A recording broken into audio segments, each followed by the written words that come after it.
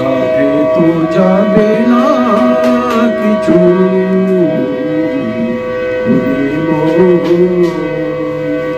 তবে বোঝাতে পারি কেন মরি ছয়ে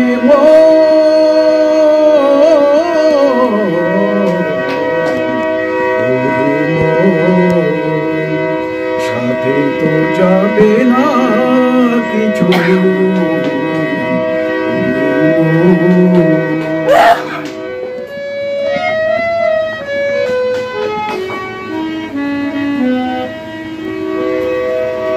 সঞ্চয় করেছো যাহা পিছে পড়ে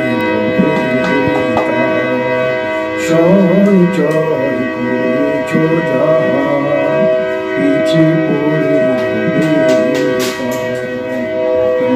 তবে বৃথা করলে কাটাও জীবন তার চেয়ে যদি তারে বাঁধিতে প্রেমের ডোরে তার চেয়ে যদি তারে বাঁধিতে প্রেমের ডোরে সবারে রাখিতে যাবে সবারে রাখিতে জাগে লোক সবারে রাখিতে জাগে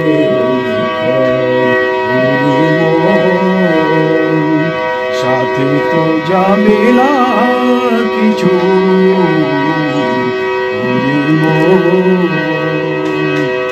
তার পায়ে আপনারে সুখে দিয়ে তার পায়ে আপনারে সুখে দিয়ে আশ্রয় করে নিতে রাতুল থাকে তো না ভব ভয় সব দুঃখ করি থাকে তো না ভব ভয় সব দুঃখ করি জয় মহাজীবনে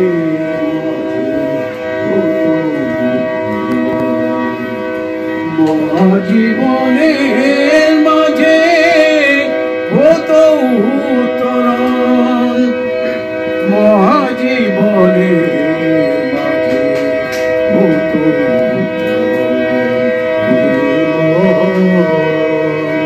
সাথে তো যাবে না কিছু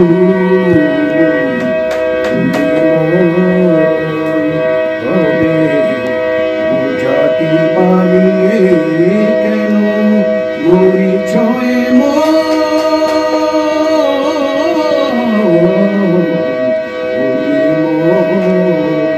সাথে তো যাবে না কিছু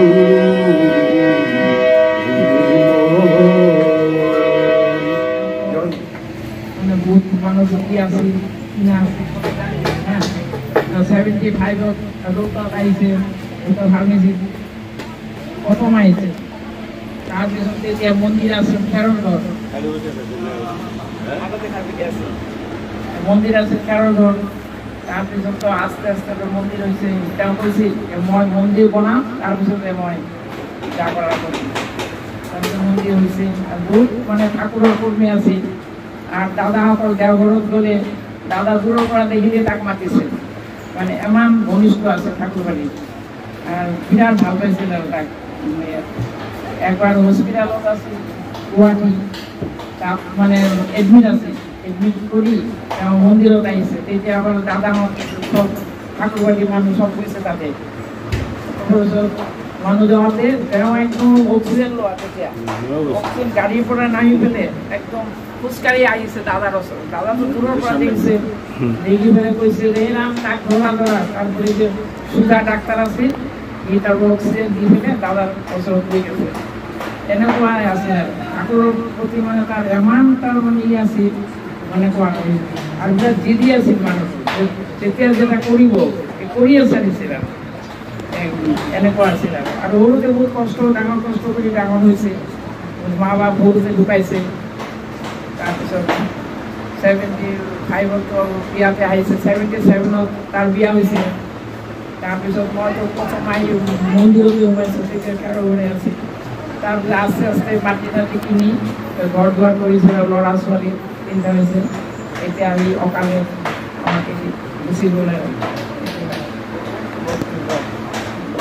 মানুহ ক্ষেত্ৰত কিবা ক'ব লগা হ'লে ভাল কথা মানে ক'বলৈ অলপ সংকোচ বোধ এটা আহে সেইকাৰণে তেওঁ ধুনীয়াকৈ বুজাই দিছে এইখিনিতে আমি বুজি পাইছোঁ ইয়াৰ পিছতে আহিল আমাৰ শ্ৰী ভক্ত উপাধ্যায়দেৱৰ সহপ্ৰতিযোগিতা বুলি তেখেতে অমলেন্দু চক্ৰৱৰ্তী সৃষ্টি দুআষাৰ ক'ব তেখেতকো মই অনুৰোধ জনালোঁ তেখেত কৰ্মী সন্মিলনৰ উপ-সভাপতি আছিলে বিশেষকৈ আমাৰ দৰং জিলা দৰং ওদালগুৰি কৰ্মী সন্মিলনৰ সভাপতি আছিল তেখেতৰ লগত কৰ্মী সন্মিলন দেখা হৈছিল তেখেতৰ যি নহওক আজি মই ভাবোঁ আজি অজিত চক্ৰৱৰ্তী দা আৰু অমলেন্দু দা এই ৰৌতা অঞ্চলত আহি পেলাই তেখেতসকলে নিজৰ ব্যৱসায় জীৱন হওক বা নিজৰ ষ্টক লৈ পেলাই যিটো জীৱন যাত্ৰাত ইয়াতে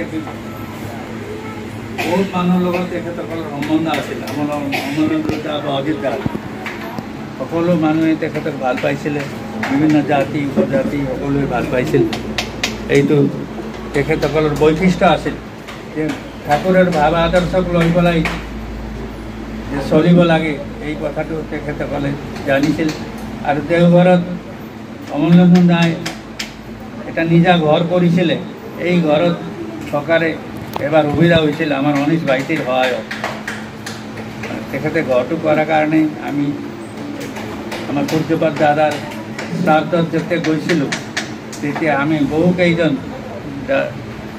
দাদা ভাইসকল আমি একেলগে থাকিছিলোঁ অমলেন্দু দাৰ ঘৰত অমলেন্দু দা মই দূৰদৰ্শী আছে বুলিয়ে ভাবোঁ কাৰণ তেখেতে যে এদিন এই দেওঘৰ গোটেই বিশ্বৰ এটা মানে এটা বিশেষ এটা ঠাই হ'ব এটা গতিকে এই আন্তৰ্জাতিক এটা মানে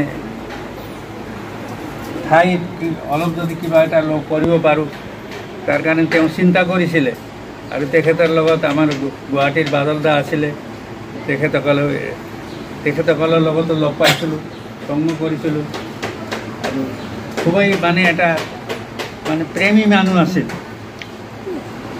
মানে দেখিলে মানে কি খবৰ কি মানে সুধিছিল এনেকুৱা এজন মানুহ আমাৰ পৰা আজি গুচি গ'ল তেওঁ কিন্তু আচলতে ক'ভিডৰ সময়ত গুচি যোৱাৰ কাৰণে আমি তেখেতক শ্ৰদ্ধাঞ্জলি মানে দিবলৈ সুবিধা নাপালোঁ এইটোৱে জীৱনত এটা দুখ থাকি গৈছিল আজি যি নহওক ৰেৱতী দাই আজি এনেকুৱা এটা অনুষ্ঠান আছে তেখেতে মাতিছে আচলতে আমি অমলেন্দু দাৰ মানে মৰমতে হওক বা তেখেতৰ শ্ৰদ্ধাতে হওক ইয়াতে আহিব এটা লগ লগাৰ সুযোগ পালোঁ ঠাকুৰক ওচৰত প্ৰাৰ্থনা কৰোঁ তেখেতে অমৰ জীৱন লাভ কৰি মানে চিৰদিন ঠাকুৰৰ ওচৰত থাকে আৰু যাতে পৃথিৱীত জন্মও হয় ঠাকুৰৰ ইচ্ছাতে যাতে পৃথিৱীত আকৌ আহে ঠাকুৰৰে কাজ কৰে এইটোৱে আশা ৰাখি পৰম পিতাৰ ওচৰত প্ৰাৰ্থনা জনাই আপোনালোক সকলোকে ধন্যবাদ জনাই মোৰ ক'বলগীয়া কথাখিনি ইয়াতে সামৰণি মাৰিলোঁ জয়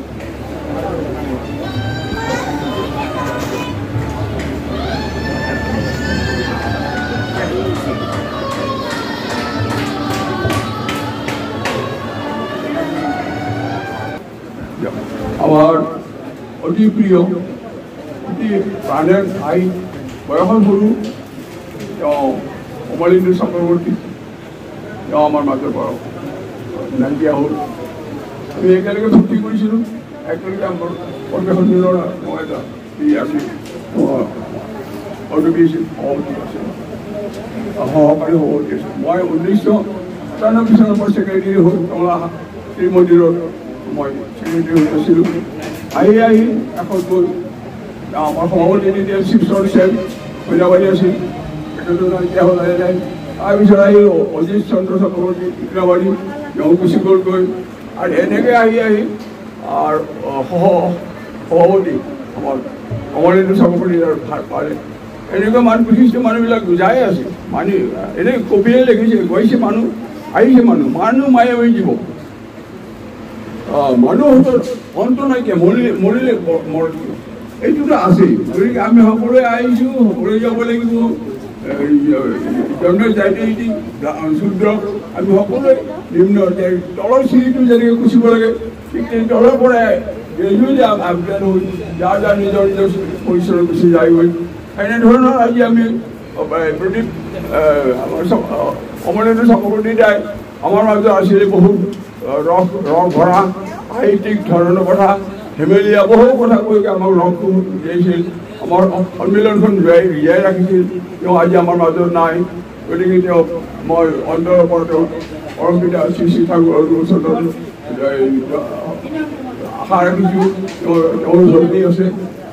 কমলেন্দুৰে আমাক খুব প্ৰেৰণা দিছিল বহু কথা। তেওঁ কিবা মোৰ অসুখ হৈছে, কিবা হৈছে, তেওঁ কৈছিল, তেওঁ দিছিলে অসুখ টেবলেটেই হওক, কিবা ঔষধেই হওক, কিবা বাচি থকাৰ সহায় কৰিছিলে। আজি তেওঁ আমাৰ মাজত নাই, কিন্তু তেওঁ নাথাকিলেও তেওঁৰ যিটো আমাৰ লগত যি মিলা বিচাৰ যিটো চৰণ, এইটো জীয়াই থাকিব। কথা হৈছে কি মানুহ এনেকৈ স্মৃতি গঠন, এইটো স্মৃতি মণ্ডল যিটো এইটো কিতাপ খুব মূল্যৱান। এইটো আমি সকলোৱে ৰখা ভাল। তেওঁ কোন জানিবলৈ আমি পাৰিম। তেওঁ ইয়াতে লেখা হৈছে, মই মুখেদি নকওঁ। তেওঁ ভালে আছিল। আমি দৰং জিলা কৰ্মী সন্মিলন কিমান দিন আগতে 1997 চনলৈ ছেক্ৰেটাৰী হৈছিলোঁ। তাৰপিছত কিমান বছৰ হ'ল, 2024 চনলৈকে আহি গ'ল। এতিয়া আমাৰ বয়সটো কম হোৱা নাই, তেতিয়া আমি সিমান হোৱা নাছিল। আজি 90 বছৰ মোৰ ৰাণী। সেইটো কিমান বছৰ গৈছে মই ক'ব নোৱাৰোঁ। মোৰ অনুমান 65, 63 এনেকৈ গুচি গৈছিল। ইয়াৰ নহয় আমাৰ খুব ভাল মানুহ আছিল। কমলেন্দু চক্ৰৱৰ্তী সাহিত্যিক ধৰণৰ ধেমেলীয়া খুব ভাল মানুহ আছিল। আমাৰ SPR সহপ্ৰতিনিধিক স্বচ্ছগত বিশাল অনুষ্ঠান, স্বচ্ছগত জগতৰ এটা অনুষ্ঠান। তাৰে আমি সকলোৱে কৰ্মী আছিলোঁ, প্ৰতিনিধি শ্ৰী শ্ৰী ঠাকুৰৰ অলংকুচন্দ্ৰৰ আমি সকলোৱে প্ৰতিনিধি। গতিকে তেওঁ এজন এই প্ৰতিনিধিৰ মানুহ আছিল। আমাক খুব ভাল পাইছিল, আমি খুব ভাল পাইছিলোঁ। কোনো সময়ত যদি আমাৰ এই কৰ্মী সন্মিলন বহে তেওঁ ভাষণ ৰাখিবলৈ গৈছিলোঁ। যিমানেই সৰুতে হওক তেনেকৈ হওক মিঠা মিঠা কথা কৈ আমাক লগাইছিল, ভালেই ৰাখিছিল, তেওঁ ভালে ভালে থাকিছিল। কিন্তু ইতিমধ্যে আমাক এই আগে আগে গুচি যাব কৰি জানে, তেওঁ আজি নাই। গতিকে তেওঁৰ বিষয়ে চবেই জানে। কিন্তু মই এইটো বিশেষ কৰি জন্ম চৰকাৰী ক'ব নোৱাৰি, ইয়াতে লিখা আছে, আমাৰ সময় নাই। ইয়াৰ নহ'লে আমাৰ মাজত ভাল মানুহ এইটো আমি মহাপুৰুষ হৈ জীৱনে আদৰ্শ কৰিব পাৰি, জীৱন কৰিব। এই যে তেওঁলোকক আদৰ্শ পালে আমি সকলোৱে নিজৰ নিজৰ জীৱনটো কৰিব পাৰোঁ। যেনেকৈ আমি এই আমাৰ মাজত আছে কিমান ভাল মানুহ, ভক্তসকলক লগ নাপালে ভগৱান নাপায়। ভক্তক পালেহে ভগৱান অনুমান কৰিব। ভক্তৰ অধীন ভগৱান। কিয় এটা কমলেন্দু চক্ৰৱৰ্তী এইটো ভক্ত আছিল। সেইকাৰণে তেওঁক দেখি সকলোৱে মানুহে ভাল পাইছিল। তেওঁ ল'ৰা ছোৱালী ভালেই থাকক, মংগলেই থাকক, তেওঁ অনুসৰণ কৰি চলক, জীৱন মংগল অঞ্চলৰ উন্নতি হওক, অঞ্চলৰ মংগল হওক, এই আশা ৰাখি মই এই গ্ৰন্থ উন্মোচন কৰিলোঁ। জয় গুৰু। সবাইকে আমার নমস্কার, শ্রদ্ধা, জয় গুরু জ্ঞাপন করছি। আজ থেকে প্রায় এক বছর আগে আমাদের রেবতীরা আমাকে করলেন যে ইয়েতে আসতে হয়, রৌতা আসতে হয়। কোথায়? অমলেন্দু চক্রবর্তীর বাড়িতে। ওখানে আমরা বসবো, বসে এই যে কীভাবে কী হয় এইসব স্মৃতিগ্রন্থ যারা বিভিন্ন জনের স্মৃতিতে থাকে সেগুলি একজনে গিয়ে উদ্যোগ করে সংগ্রহ করতে হয়। সেই ক্ষেত্রে আমাদের রেবতীরা উনি যেভাবে লেগেছিলেন সে লেগে থাকার জন্য কারো সাক্ষাৎকার নেই, অনেকে লিখতে পারেন না, অনেকে স্মৃতি আছে। আচ্ছা, ওনার চেষ্টায় সংগ্রহ হয়ে গেল, প্রায় বছরই লাগলো আর কি। আরও কিছু লোক ছিল যারা চেষ্টা সংগ্রহ করা গেল না, হয়তো ভবিষ্যতে একবারই তো স্মৃতিচারণ করা হবে না, আর ভবিষ্যতে স্মৃতিচারণ করা হয় সে সময় সেগুলি বাদ করতে না। সব থেকে বড় কথা, আমি যে সম্পাদনা করলাম আমার কোনো কৃতিত্ব নাই, বলতে গেলে সম্পূর্ণ কৃতিত্ব আমাদের উপাধ্যায় দেয়। তার প্রচেষ্টা না হলে এটা সম্ভব হচ্ছে না। আরেকটা কথা, আমার যে অমলেন্দু চক্রবর্তী সেটা ছাত্র জীবন এবং তার পূর্ব জীবন, বিবাহ পূর্ব জীবনে আমাদের সঙ্গে যোগাযোগ করতে আমার ভাইয়ের সঙ্গে একসঙ্গে পড়াশোনা করতে নিজ ভাইয়ের সঙ্গে, সেভাবেই তার সঙ্গে যোগাযোগ। তার কাকাদের সঙ্গে অনেক আগের থেকেই যোগাযোগ ছিল সেইভাবে। তো তখন একটা খুব মধুর, আমি একটু সাহিত্য করতে চিরকালই একটু ভালোবাসি, ছোটোবেলার থেকে। আমি শারীরিকভাবে দুর্বল মানুষ, তো খেলাধুলা আর কি, ওই আমার বলতে গেলে বই পড়া আর এগুলি ছিল একটু লেখালেখি করা। এ কাজে অমলেন্দুকে দেখলাম যে বেশ ভালো বাংলার উপরে দখল আছে। আচ্ছা, তা আমার খুব ভালো লেগে গেল, কথাবার্তা দেখা হয়। এরপরে খানপিটাতেও একটা ওষুধের দোকান খুলেছিল, কাজে প্রায় দেখা হতো। আর এই যে তার বিভিন্ন কর্মকাজের সম্বন্ধে কিছু কিছু খবর পেতাম, যে রৌতা মন্দির করার ক্ষেত্রে অগ্রণী, তারপর সে বিক্রিগুলো, সে সমস্ত কাজ। এভাবে খুব ভালো লাগতো যে না, যাই হোক নিজের কর্মজীবনকে একটা সৌন্দর্য দিতে পেরেছেন। মাঝে মাঝে দেখা হলো দাদা কেমন আছে, আর আমাদের সঙ্গে ভালোই একটা যোগাযোগ ছিল। তবে কথা হলো, নানান কারণেই সেই ছাত্র জীবনের যে যোগাযোগটা তার সঙ্গে ছিল, সেই যোগাযোগটা বিভিন্ন জায়গায় ক্ষেত্র হয়ে যাওয়াতে সেই যোগাযোগটা হয়নি। কিন্তু তা বলে আমাদের সঙ্গে প্রায়ই প্রীতি ছিল, কথাবার্তা বলে সেই ধন্য নরকুলে কবি বলেছেন। আমি সেই দিক থেকে এই অমলেন্দু চক্রবর্তী তার যে কর্মধারা জীবন, তা আমাদের একটা আক্ষেপ আছে, আরও কিছুদিন তার জীবিত থাকা উচিত ছিল। কিন্তু যেটুকুনি জীবিত ছিলেন সেইটুকুই লোকের কাছে একটা ছাপ রেখে দেওয়ার মতো ছিল। এবং তার পরিবারের যে সাক্ষাৎ পেলাম, তার ছেলে এবং তার স্ত্রী, তাদের যেরকম ভাবধারা, তার বাবাকে নিয়ে স্মৃতি গ্রন্থ রচনা করা, সত্যি একটা ভালো পরিবার রেখে গেছে। সেই হিসাবে তাকে বলতে হবে যে আমাদের অমলেন্দু চক্রবর্তী জীবনে একটা যে সাকসেসফুল, যেটাকে সফল বলে, সফল ব্যক্তি।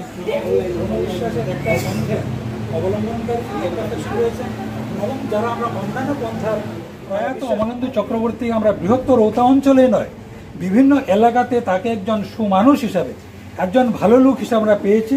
তাই ওনাকে আমরা স্মরণ করার জন্য এখন একত্রিত হয়েছি। প্রশ্ন হলো যে ভালো মানুষ কোন একাই, সবাই ভালো, তার ভিতরে হয়তো আমাদের হয় না, ভাগ্য জুটে না যে সবাইকেই স্মরণ করার ক্ষেত্রে স্মৃতি গ্রন্থ লিখে উন্মোচন করা হয়তো হয় না, কিন্তু মনে তো থাকে বিভিন্ন অনুষ্ঠান। তবে যাই হোক না কেন, সবার কপালে কিন্তু জুটে না। শব্দ ইতিমধ্যেই বললাম যে সবার কপালে তো ঘটে না যে একজন প্রয়াত হওয়ার পর ওনার পরিবারের সদস্যের ভিতরে শুভবুদ্ধি উদয় হোক বা ক্ষমতা নাও হতে পারে যে সেই ব্যক্তির স্মরণে একটি স্মৃতি গ্রন্থ স্থায়ীভাবে একটা স্মরণ করার জন্য একজন বিশিষ্ট কবি এবং দাদা উপাধ্যায়, ওনারা দুইজন একদিন আমার এখানে গিয়ে আলোচনা করলেন এই অনুষ্ঠানটার ব্যাপারে, যে স্মৃতি গ্রন্থ উন্মোচনের ব্যাপার।